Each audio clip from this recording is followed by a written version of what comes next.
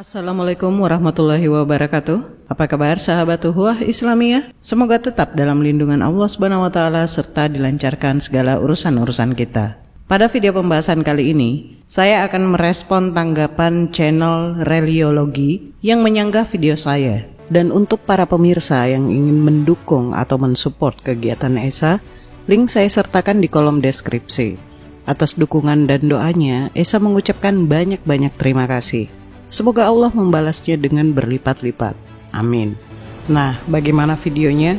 Mari kita lihat dan tanggapi poin per poin. Check it out.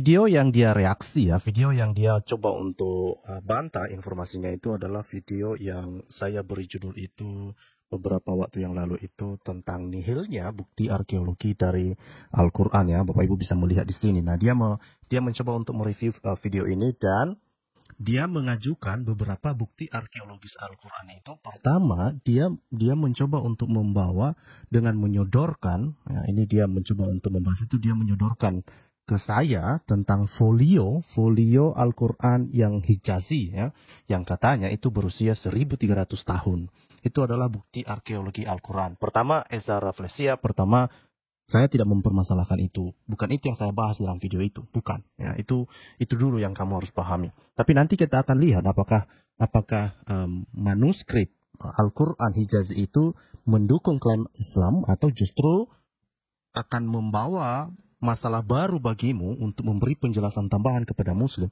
karena kamu mengangkat hal tersebut ya. Nah, apa yang saya maksudkan di dalam topik beberapa waktu yang lalu itu sebetulnya adalah saya meminta bukti arkeologi dari informasi yang didapatkan, yang disampaikan oleh Al-Quran.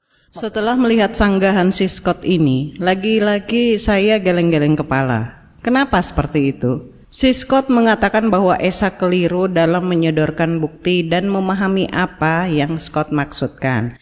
Sekarang begini. Di awal video Anda yang saya tanggapi, itu menampilkan dan menjelaskan tentang potongan manuskrip Raylands Library Papyrus P52 yang berukuran kecil. Makanya bukti yang saya sodorkan berupa kepingan Al-Quran juga untuk mengkompar penjelasan Anda tentang potongan manuskrip P25. Mari kita cek ulang penjelasan si Scott dulu ya. Itu dia seperti mengolok-olok ya. Bahkan mereka cekikikan, mereka mengatakan bahwa papirus P52 itu hanya sebesar tisu katanya. Ya memang sebesar itu memang ya. Lalu mereka mengatakan bahwa sekalipun itu ditemukan itu bukan berarti bahwa itu adalah kitab suci ya. Bahkan mereka membandingkannya dengan T-Rex gitu ya. Begini ya, saya sederhana saja sih bagi saya begini ya. Temuannya tetap temuan ya. Temuan itu mengarah kepada peristiwa tertentu. Faktanya bahwa temuan arkeologi menemukan sepucuk bukti arkeologi tentang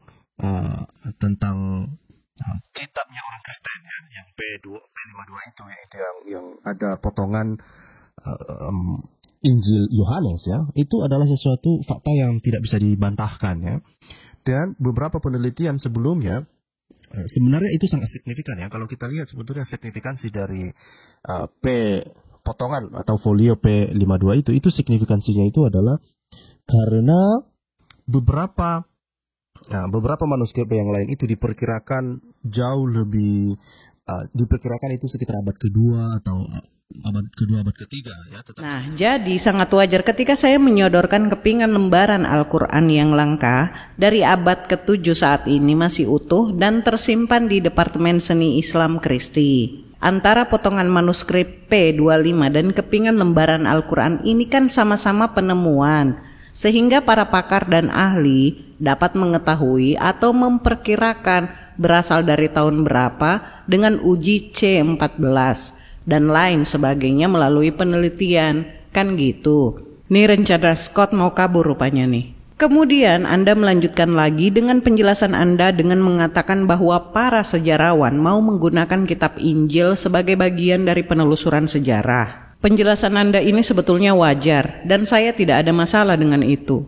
Lalu Anda mengklaim bahwa sepertinya pernyataan Anda di mana para sejarawan mau menggunakan kitab Injil untuk penelusuran sejarah ini tidak diterima oleh ESA. Jadi itulah awal kenapa saya menanggapi video Anda ya. Setelah Anda mengeluarkan pernyataan seperti itu, Anda menyambung kalimat Anda dengan menjustifikasi Al-Quran bahwa tidak ada sejarawan yang mau menggunakan Al-Quran sebagai referensi sejarah. Let's check the video. Alright.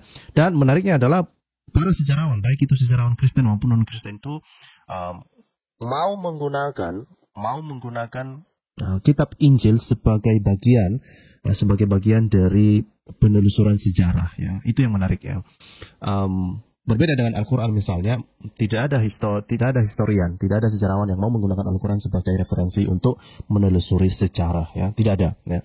Berbeda dengan Jadi Anda jangan merasa sudah bijak dalam mengulas sesuatu selama Anda tidak melihat itu secara objektif dengan memenggal ujaran Anda tentang Al-Quran. Andai Anda tidak membawa-bawa Al-Quran, akan saya diamkan walau Anda jungkir balik kesurupan memuji kitab Anda sendiri. Tetapi yang terjadi, Anda menyeret Al-Quran dengan justifikasi.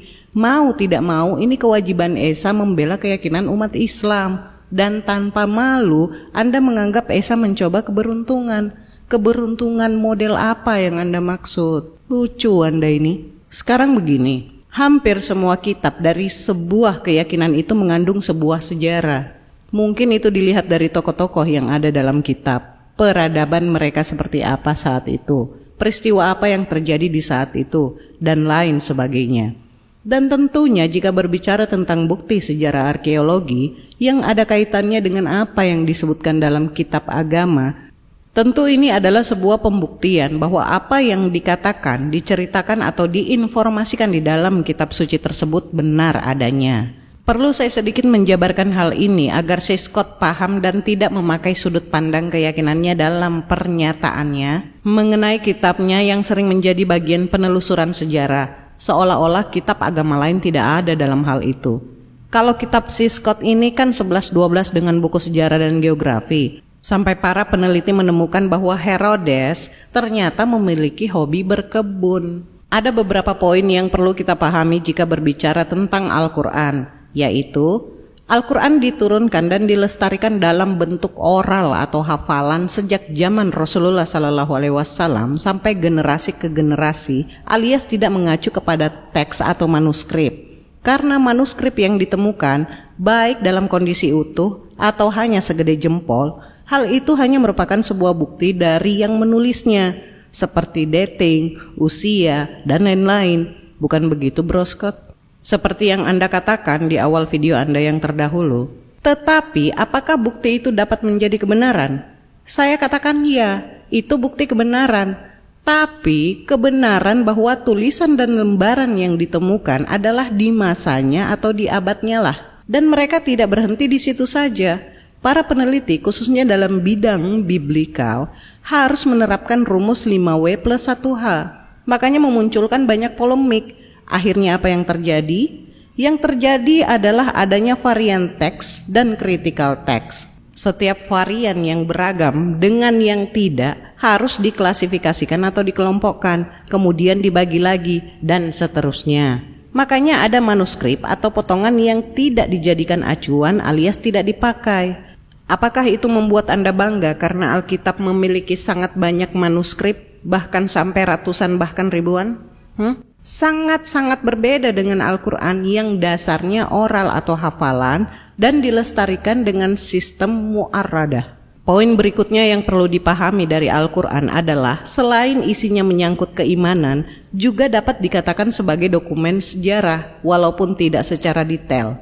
Misalnya kita menemukan kata-kata yang berkaitan dengan suatu peristiwa, tempat, wilayah, dan lain-lain yang dapat divalidasi kebenarannya. Nah, hal ini tuh bisa kita sebut dengan toponim. Contohnya apa? Ini bukti yang diminta si Scott ya. Gua Ashabul Kahfi. Pada tahun 1963, seorang arkeolog Yordania, Rafid Wafa Ad-Dujani, menemukan letak gua yang disebutkan dalam Al-Quran, yakni di daerah Ar-Raheb di Yordania. Itulah gua tempat sejumlah pemuda tertidur selama kurang lebih 309 tahun. Setelah mereka melarikan diri, untuk menyelamatkan iman mereka dari ancaman Raja Dikianus. Di dalam gua itu ditemukan adanya kuburan yang jumlahnya tepat seperti apa yang diceritakan dalam Al-Quran. Di dekat pintu gua ditemukan kerangka rahang atas anjing yang diriwayatkan ikut bersama dan menjaga mereka. Para pemuda penghuni gua itu berjumlah 7 orang. Salah satunya adalah pengembala dan yang ke-8 adalah anjing mereka. Anjing itu terkubur di depan pintu gua yang dijaganya. Tidak dikubur di kuburan ke-8 yang ada dalam gua. Nah, untuk lebih lengkapnya silahkan dibaca ya tentang penemuan gua Seven Sleeper atau Ashabul Kahfi ini. Berikutnya ada grafito di Jabal Isbah 10 km timur laut Birhima, Arab Saudi. Grafiti ini bergambar gajah dan tidak jauh dari sana terdapat sebaris inskripsi bertuliskan Abraha Zebiem. Oleh beberapa sarjana, penemuan ini diinterpretasikan sebagai bukti keberadaan tentara gajah yang tercatat pada Al-Quran Surah Al-Fil, walaupun tidak secara langsung merujuk pada peristiwa tersebut. Tetapi Abraha sudah beberapa kali mengirim ekspedisi militer ke pedalaman Arabia. Kita tidak tahu gambar tersebut merujuk pada peristiwa ekspedisi militer yang mana, gitu maksudnya. Nah, berikutnya ada Makom Ibrahim. Nah, ini terdapat dalam Al-Quran Surah Al-Baqarah ayat 125. Berikutnya ada kaum Samud dan Nabi Saleh alaihissalam tinggal di Petra atau Al-Hijr. Kemampuan memahat dinding batu menjadi bangunan disebutkan dalam Al-Quran berkenaan Nabi Saleh alaihissalam dan kaum Samud. Nah, apakah mereka tinggal di Petra? Peradaban Petra runtuh pada abad ke-1 Masehi dan hanya tinggal puing bangunannya saja. Pada tahun 1812, J.L. Burckhardt datang ke Petra dan melaporkan kepada masyarakat Eropa. Petra pun kembali ke pentas dunia. Apakah Petra merupakan sisa peninggalan kaum Samud? Dalam Al-Quran Surah Al-A'raf ayat 73-79 dinyatakan Nabi Saleh alaihissalam diutus kepada kaum Samud agar kaum tersebut menyembah Allah Subhanahu wa Ta'ala. Kaum ini mendirikan istana-istana dan memahat gunung-gunungnya untuk dijadikan rumah. Namun kaum ini membuat kerusakan di muka bumi dan tidak percaya kepada Allah Subhanahu wa Ta'ala. Kaum Samud ditimpa gempa dan menjadi mayat-mayat bergelimpangan di tempat tinggal mereka. Hal ini juga terekam di dalam Al-Quran Surah Al-Hijr ayat 80-84.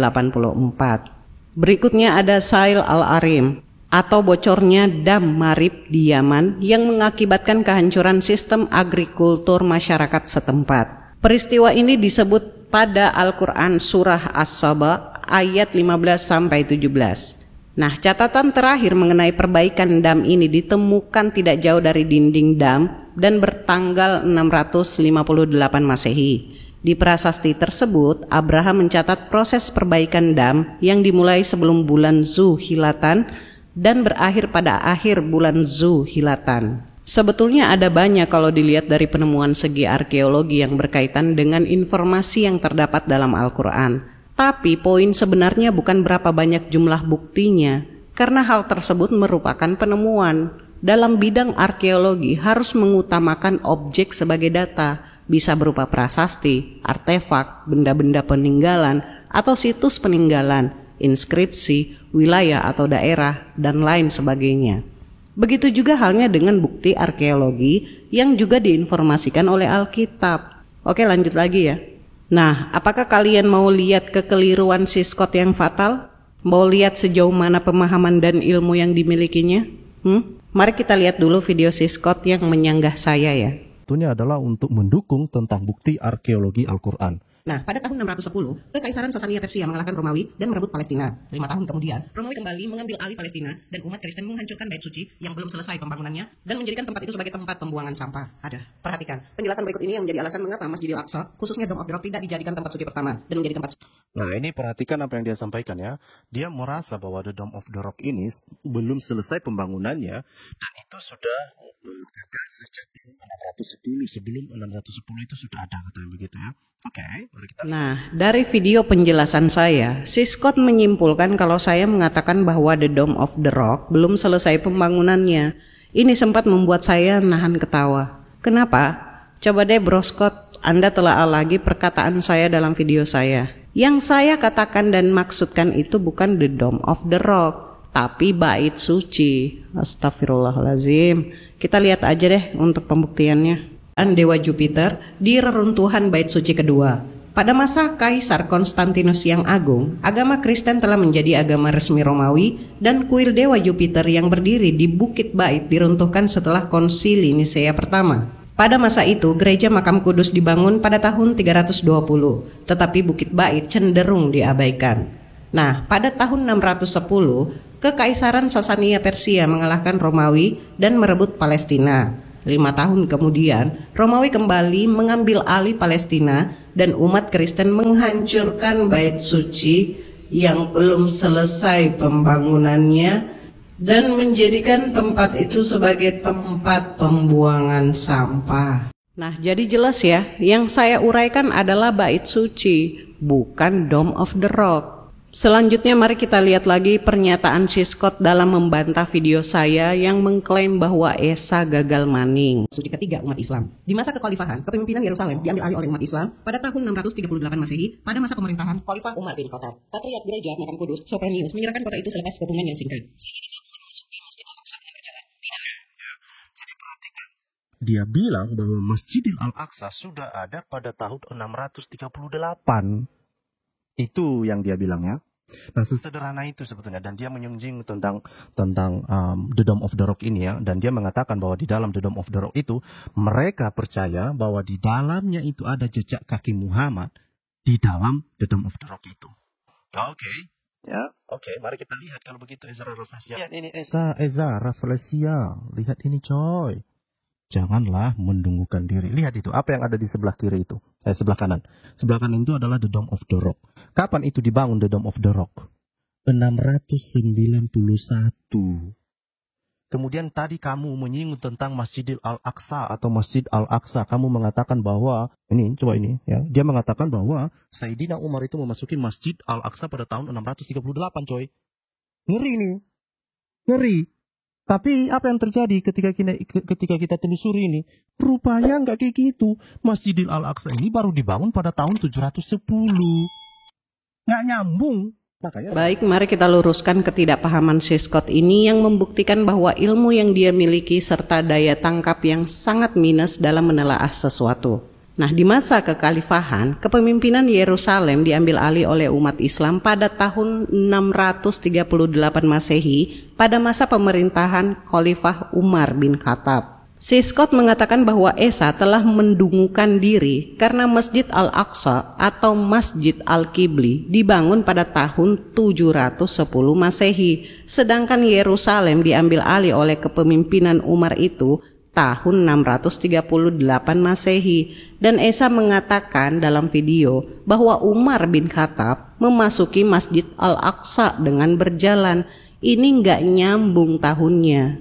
Kira-kira seperti itulah. Gini ya Bro Scott ya, saya luruskan. Anggaplah Masjid Al-Aqsa dibangun pada tahun 710 Masehi, karena perkiraan itu sekitar tahun 705 sampai 714 Masehi. Masjid Al-Aqsa yang dimaksud oleh si Scott adalah masjid dengan kubah warna abu kehitaman yang disebut juga sebagai Masjid Al-Qibli atau kiblat yang dibangun oleh Umar radhiyallahu an. Perhatikan kalimat saya yang mengatakan Umar bin Khattab memasuki Masjid Al-Aqsa dengan berjalan.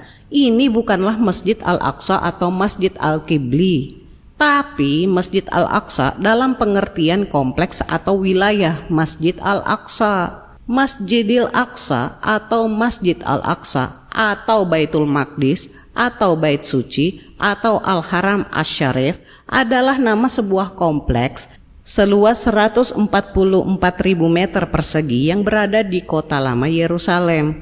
Kompleks ini menjadi tempat yang disucikan oleh umat Islam, Yahudi, dan Kristen. Tempat ini sering dikelirukan dengan Jami Al-Aqsa atau Masjid Al-Qibli. Jami Al-Aqsa adalah masjid dengan ciri khas kubah timahnya yang berwarna abu-abu yang menjadi bagian dari kompleks Masjidil Aqsa sebelah selatan. Sedangkan Masjidil Aqsa sendiri adalah nama dari kompleks tersebut yang di dalamnya tidak hanya terdiri dari Jami Al-Aqsa itu sendiri, tetapi juga Kubah Sahrah atau bangunan berkubah emas, Musola Al-Marwani, Kubah Al-Mi'raj, Kubah As-Silsilah, Kubah An-Nabi, dan bangunan-bangunan lainnya. Peristiwa itu kan saya ceritakan pada saat Umar mengambil alih Baitul Maqdis, di mana Patriark Gereja Makam Kudus, Sopronius, menyerahkan kota itu selepas kepungan yang singkat. Umar memasuki Masjid Al-Aqsa dengan berjalan, tidak ada pertumpahan darah dan tidak ada pembunuhan oleh tentara Islam. Jadi maksudnya Umar memasuki wilayah Masjid Al-Aqsa, bukan memasuki bangunan Masjid Al-Aqsa atau Masjid Al-Qibli. Gimana sih cara belajar Anda itu? Yang bangun Masjid Al-Qibli atau Masjid Al-Aqsa adalah Umar bin Khattab sendiri. Masa baru mengambil alih wilayah masjid itu sudah ada? Yang bangun beliau kok. Nih si Scott perlu belajar apa definisi masjid. Dikiranya pokoknya ada kata masjid pasti itu sebuah bangunan bertembok dan tertutup. Coba dulu pelototin apa definisi masjid menurut Wikipedia atau literatur bahasa Arab. Berikutnya mengenai Dome of the Rock. Kita lihat ulang dulu ya video si Scott ini. Kedua, kamu bilang bahwa jejak kaki Muhammad itu ada di dalam The Dome of the Rock. Sementara The Dome of the Rock itu baru dibangun 691. Jadi Muhammad udah bangkit dari kuburan, makanya dia bisa sampai ke The Dome of the Rock itu. Itu peristiwa Isra Mi'raj terjadi pada tahun 621 menurut narasi Islam. The Dome of the Rock itu 691 Masehi baru dibangun. Jauh itu. Jadi satu-satunya informasi yang dicoba oleh Ezra Raffleza ini untuk mencoba keberuntungannya, tapi sepertinya gagal maning ya. Sorry lebih bagus. Nah, si Scott mengatakan bahwa Dome of the Rock baru dibangun pada tahun 691 Masehi, sedangkan Isra Mi'raj Nabi Muhammad SAW itu terjadi pada tahun 621 Masehi, dan di dalam Dome of the Rock terdapat jejak kaki Muhammad. Berarti Nabi Muhammad bangkit dari kubur, gitu. Berapa kali saya geleng-geleng kepala ngeliat klaim si Scott ini. Saya sempat berpikir dan bertanya dalam hati, apakah si Scott ini memang betul-betul tidak mengetahui atau memang terbatasnya asupan gizi otaknya sehingga tidak tahu kalau batu mulia yang berada di dalam Dome of the Rock ini sudah ada dari dulu. Padahal umat Yahudi meyakini bahwa batu yang terdapat dalam Dome of the Rock ini sebagai tempat Abraham saat ingin mengorbankan anaknya Ishak, dan umat Nasrani meyakini bahwa di batu itu pula lah Nabi Daud dilahirkan. Artinya apa? Artinya saat peristiwa tersebut terjadi sampai peristiwa Mi'rajnya Nabi Muhammad, batu itu sudah ada tanpa bangunan. Dulunya di situ hanya bukit. Barulah pembangunan awalnya dilakukan oleh kekhalifahan Umayyah atas perintah Abdul Al-Malik bin Marwah pada tahun 691 sampai 692 Masehi. Jadi sepertinya si Scott ini terlalu fokus sama bangunan, bukan sakrah atau batu yang terdapat dalam Dome of the Rock tersebut. Padahal batu itulah titik fokus situs peninggalan. Berikutnya, si Scott mengklaim kalau saya mengatakan bahwa di dalam Dome of the Rock itu ada jejak kaki Nabi Muhammad. Coba saya minta bukti perkataan saya itu. Di mana saya mengatakan kalau di situ ada jejak kaki Rasulullah? Tidak ada saya mengatakan seperti itu. Tapi yang saya katakan adalah tempat pijakan Rasulullah Sallallahu Alaihi Wasallam saat melakukan Mi'raj. Pijakan dalam hal ini adalah sebagai landasan Rasulullah menuju Sidratul Muntaha. Bahasa tumbuh-tumbuhannya, Rasulullah take off ke Sidratul Muntaha. Nih mungkin kalau ada orang berkata pijakan, yang ada di otak si Scott harus berbekas, berlubang gitu ya. Kalau begitu, trotoar di negeri ini harusnya berlubang-lubang tapak kaki orang yang lewat di situ. Itu trotoar apa getuk? Jadi kesimpulannya, Anda kemakan sendiri omongan Anda itu.